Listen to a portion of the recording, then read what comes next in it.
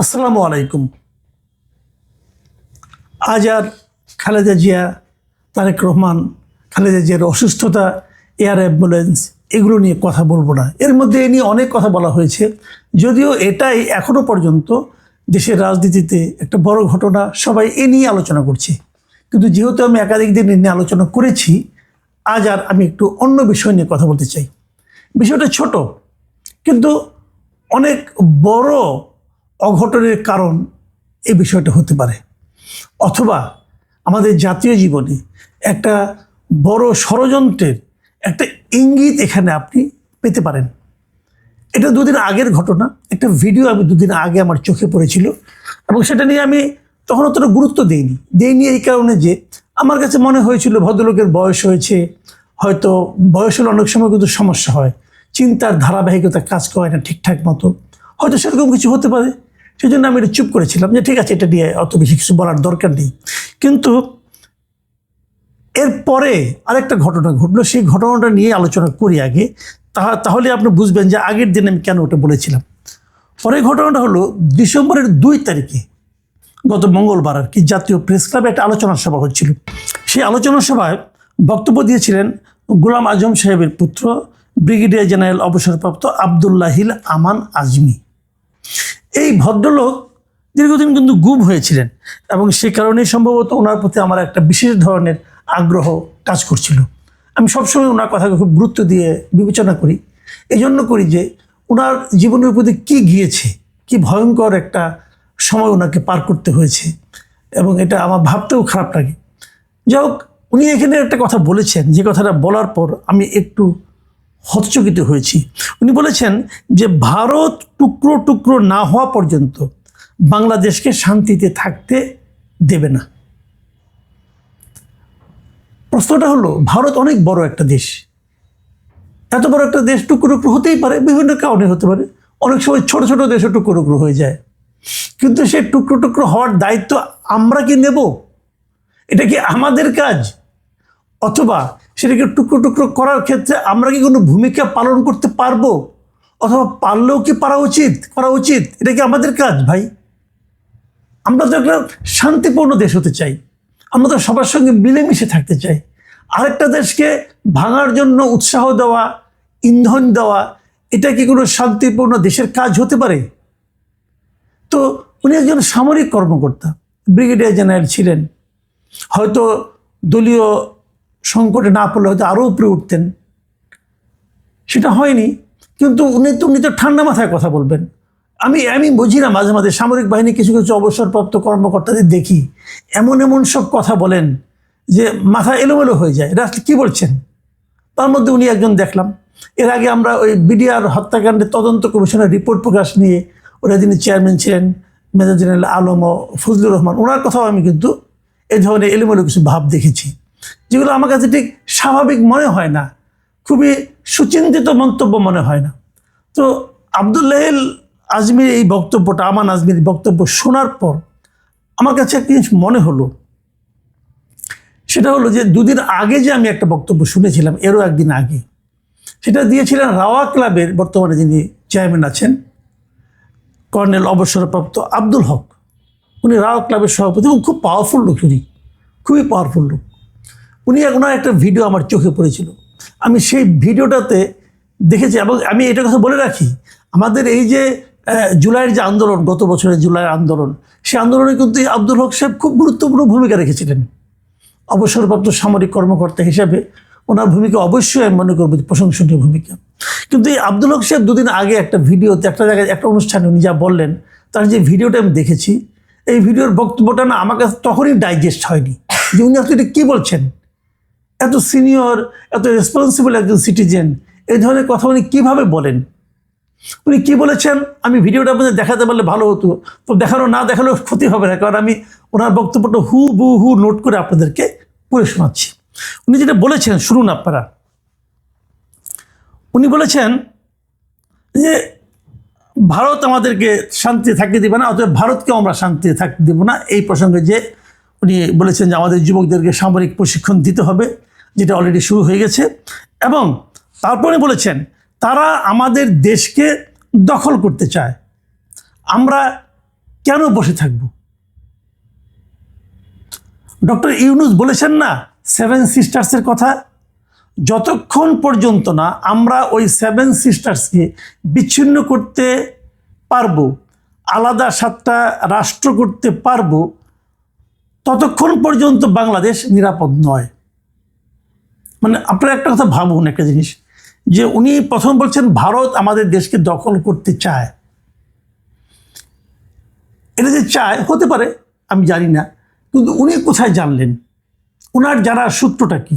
যদি ওনাকে কেউ প্রশ্ন করে যে ভারত যে আমাদের দেশটাকে বিচ্ছিন্ন করতে চায়, দখল করতে চায়, এই তথ্যটা আপনি কোথায় পেলেন?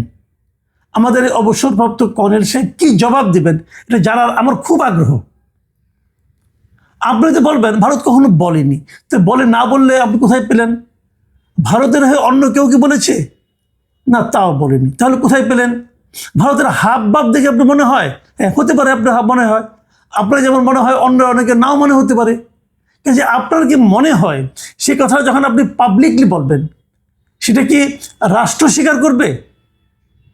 আমি জানতে চাই আব্দুল হক সাহেবের এই কথা কি আমাদের সরকার যারা আছেন, ইউনূস সরকার, তারা কি স্বীকার করেন? তারা কি তার সঙ্গে একমত পোষণ করেন? আমাদের যিনি পররাষ্ট্র উপদেষ্টা আছেন, তিনিও কি আব্দুল হক সাহেবের সঙ্গে সুর মিলিয়ে বলবেন যে আমরা সেভেন সিস্টার্সকে বিচ্ছিন্ন করতে চাই? ওনারা কি বলবেন যতক্ষণ পর্যন্ত 7টা আলাদা রাষ্ট্র না হবে ততক্ষণ পর্যন্ত বাংলাদেশ নিরাপদ নয়? এই কথাটা কি আমাদের উপদেষ্টা বলবেন? যদি না বলেন, তাহলে আব্দুল হককে বলতে দেওয়া হচ্ছে কেন? তাহলে কি আব্দুল হককে দিয়ে বলানো হচ্ছে? কে বলাচ্ছে? ডক্টর ইউনূস বলাচ্ছেন? তার সরকার বলাচ্ছেন? নাকি অন্য কোনো পলিটিক্যাল পার্টি বলাচ্ছেন? বিএনপি বলাচ্ছেন নাকি জামাত বলাচ্ছেন? কে বলাচ্ছেন এই কথাটা? আর বলালেই উনি যখন বলবেন তখন ওনাকে জিজ্ঞাসা করা হবে না কেন যে আপনি যে কথাটা বলছেন এটার উপর ভিত্তি করে তো ভারতের সঙ্গে আমাদের সম্পর্ক আরও খারাপ হতে পারে? হতে পারে নাকি? শুনুন উনি আরও কি বলেছেন। উনি বলেছেন 7টা রাষ্ট্র কায়েম করতে হবে, মানে ওই 7টা সেভেন সিস্টার্সের যে 7টা রাষ্ট্র কায়েম করতে হবে, আর সেজন্য লোকেরা বসে আছে, কিন্তু আমরা তাদেরকে সাহায্য করতে পারছি না। আবার তারপর বলেছেন এটা আমি গোপনে বলছি না, প্রকাশ্যে বলছি। আপনি ওনার দম্ভটা দেখেন। উনি বলছেন যে সেভেন সিস্টার্সের লোকেরা আলাদা হওয়ার জন্য বসে আছে, আমরা তাদেরকে সাহায্য করতে পারছি না, মানে আমাদের সাহায্য করা উচিত। আপনি কি দিয়ে সাহায্য করবেন এবং কেন সাহায্য করবেন? এটা কি আপনার কাজ? প্রতিবেশী একটা রাষ্ট্র তার অন্য পাশের প্রতিবেশীকে বিচ্ছিন্ন করার জন্য, খণ্ড বিচ্ছিন্ন করার জন্য আপনি এখান থেকে লোক পাঠাবেন সেখানে? এটা কি পৃথিবীর কোনো রাষ্ট্র এটাকে মানবে? আচ্ছা, আমরা যদি এই কাজটা করি, এখন যদি তারা যদি আমাদের মতো করে এই কাজটা করা শুরু করে, তখন আপনি কি বলবেন? তারা করলে আধিপত্যবাদ, আর আমরা করলে সেটা কি? সেটা আধিপত্যবাদ না? এই কাজটা আমি কেন করতে যাবো রে ভাই? এটা আমার কি কাজ? যদি কেউ বিচ্ছিন্ন হতে চায় হবে, এটা তাদের ব্যাপার, সেখানে আমি কেন যাব? মানে আব্দুল হক সাহেব কি বলতেছেন আমার কিন্তু অবিশ্বাস্য লাগছে। শুনুন উনি আরও কি বলেছেন, আমাদের সার্ভাইভালের জন্য তারা যদি আমাদের দেশ দখল করতে পারে, আমরা কেন তাদের নতুন রাষ্ট্র করতে পারবো না? অনেকে বলেন প্রতিবেশী বদলানো যায় না, আমি বলি বদলানো যায় না, তবে নতুন প্রতিবেশী তৈরি করা যায়। সেই নতুন প্রতিবেশী তৈরি করার মাধ্যমেই আমরা বাংলাদেশকে একটা স্বাধীন সার্বভৌম রাষ্ট্র হিসাবে তৈরি করতে পারবো। আমি মানে আমার কাছে সত্যি কথা বলতে আমার কাছে অবিশ্বাস্য লেগেছে যে একজন সেন্সেবল লোক, রাওয়া ক্লাব কি? রাওয়া ক্লাব হলো সমস্ত অবসরপ্রাপ্ত সামরিক কর্মকর্তাদের একটা ক্লাব, মানে অনেক সাবেক আর্মি চিফ কিন্তু এই ক্লাবের সদস্য। সেই ক্লাবের সভাপতি তিনি বলতেছেন যে আমাদের পার্শ্ববর্তী দেশের 7টা যে দেশ আছে, সেভেন সিস্টার 7টা যাদের রাজ্য আছে, সেই রাজ্যগুলিকে 7টা স্বাধীন রাষ্ট্র বানাতে হবে, সেই জন্য আমাদেরকে হেল্প করতে হবে, এবং এটা হলো আমাদের মূল কাজ। ভাই মাথা কি খারাপ হয়ে গেছে ভাই আপনার? আপনি ঠিক আছে, আপনি করবেন, করেন, অসুবিধা নেই। আপনারা আমাদেরকে পুরো দেশের জন্য একটা অশান্তি ডেকে আনতেছেন কেন? কি আছে আপনার ঢাল তলোয়ার নিয়ে যা আপনি করতে যাচ্ছেন? মাথা কি আসলে গেছে? তারও চেয়ে বড় কথা, আমি সবচেয়ে বড় দায় দিচ্ছি এই সরকারকে। এই সরকার এ ধরনের একজন লোককে কথা বলতে দিচ্ছে কেন? তাকে তার তো বাইরে চলাফেরা করে বিপজ্জনক আমি মনে করি। আর সরকার কাজটা কি করছে? সরকার কেন তাকে থামাচ্ছে না? থামানো মানে কি? তাকে তো ধরে এখন জেলে ঢোকানো উচিত ভাই। মানে আমার কথা হলো কি, আপনি পাকিস্তানের সঙ্গে যান, ইন্ডিয়ার সঙ্গে যান, কার সঙ্গে যাবেন, কার বিরোধিতা করবেন, কার সঙ্গে মারামারি করবেন, সেটা তো রাষ্ট্রের ব্যাপার। যদি রাষ্ট্র এটা আপনাকে বলতো আমার কোনো আপত্তি, যদি সরকার আপনাকে অ্যাসাইনমেন্ট দিত তখন আমরা সরকারের সমালোচনা করতাম। আমি এখন সরকারের সমালোচনা করছি যে এই ধরনের লোকদের কথা বলতে দেওয়ার সুযোগ করে দেওয়ার জন্য, কথা বলার জন্য এই সমস্ত লোককে উন্মুক্ত স্বাধীনভাবে চলাফেরা করতে দেওয়ার জন্য আমি সরকারের সমালোচনা করছি। এবং আমি মনে করি এই ঘটনাকে আপনি যত ছোট মনে করেন, আমি ছোট মনে করতাম হয়তোবা, কিন্তু যখন নাকি আবার আমি ওই আজমি সাহেবের কথা শুনি তখন আমার কাছে কেমন যেন মনে হয়, তাহলে কি বড় একটা গোষ্ঠী কিছু একটা করতে চাচ্ছে দেশে, এবং সেটা করতে গেলে আলটিমেটলি এর পরিণতি কি হবে? আমরা কি একটু যুদ্ধবাজ জাতিতে পরিণত হতে চাই? আমাদের এই যুদ্ধবাজ জাতিতে পরিণত হওয়ার জন্য মদতটা কে দিচ্ছে? কে দিচ্ছে? ভারতের ঝামেলা হলে কার লাভ? পাকিস্তানের লাভ? আমি কি এই পাকিস্তানের এখন নতুন আবার ওদের জেনারেল আবার আরও একটা পদ পেয়েছেন যে ওনার নাকি কোনো বিচার হবে না পরবর্তী, যে আসিম মুনির সাহেব। আমরা কি ওনার অনুগত হয়ে থাকতে চাচ্ছি? দেশে হচ্ছেটা কি ভাই? আমি এই সরকারের অনেক সময় বলেছি এটা একটা নন সিরিয়াস টাইপের গভর্নমেন্ট। আমার এখন মনে হচ্ছে আসলেই এটা একটা দায়িত্বহীন সরকার। অন্য একটা রাষ্ট্রের ব্যাপারে এই ধরনের উস্কানিমূলক কথা বলার পরও যদি সরকার কোনো ধরনের পদক্ষেপ না নেয়, তাহলে এই সরকারকে দায়িত্বহীন ছাড়া আর কি বলা যায় বলুন? প্রিয় দর্শক, আমি একটা কথা বলতেই চাই, দেখুন আমরা ভাই শান্তিপ্রিয় মানুষ। আমরা কোনো যুদ্ধ চাই না, আমরা কোনো গণ্ডগোল চাই না, আমরা কোনো অনুপ্রবেশ চাই না, অথবা আমরা কারোর ওপর আধিপত্য বিস্তার করতে চাই না।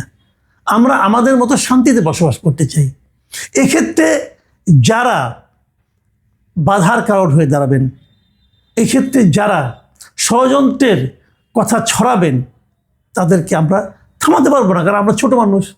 তাদেরকে আমরা সমালোচনা করব, তাদেরকে আমরা ঘৃণা করব। প্রিয় দর্শক, এখন এ পর্যন্তই। খুদা হাফেজ।